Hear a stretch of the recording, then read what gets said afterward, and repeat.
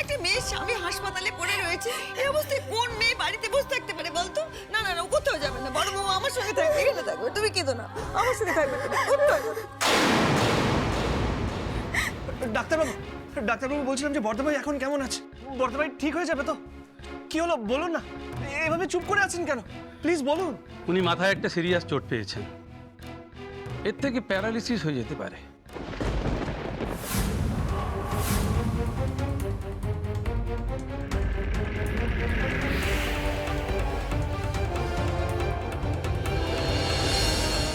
এমনকি স্বাভাবিকভাবে হাঁটাচলা করতে সমস্যা হতে পারে।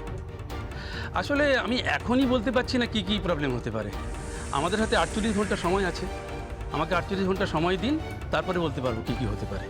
আর এই সময়টা আপনাদের একটু ধৈর্য ধরে থাকতে হবে।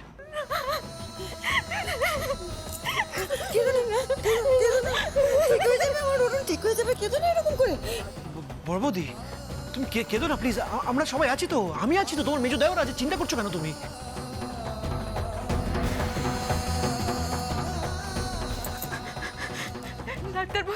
ডাক্তারবাবু, আমার স্বামী বাঁচবে তো?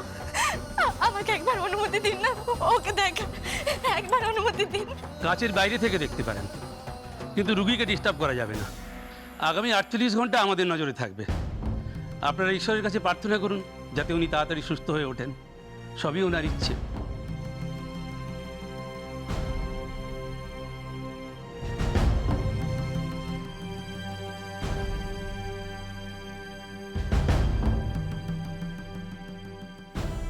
মাম, আপনি যাবেন না?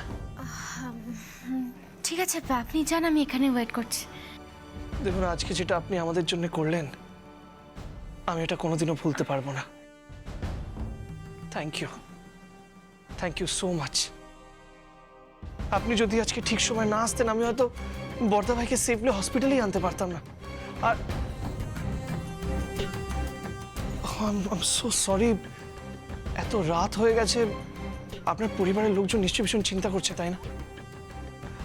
ডোন্ট ওয়ারি, বর্ধা ভাইকে আমি দেখে আসি, তারপরে আমি আপনাকে ড্রপ করে দেবো। নিখিলবাবু, প্লিজ আমাকে নিয়ে এত টেনশন করবেন না।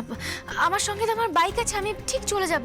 আমি এক কাজ করব, আমি বরং ম্যাপ দেখে চলে যাব, প্লিজ টেনশন করবেন না। না না প্লিজ, এত রাতে আপনাকে একা ছাড়লে আমার ভীষণ খারাপ লাগবে, আমি গিল্টি ফিল করব। তাই তাই প্লিজ আমি রিকোয়েস্ট করছি, আমি একবার বর্ধা ভাইকে দেখে আসি, তারপরে আপনাকে ড্রপ করে দেবো, প্লিজ।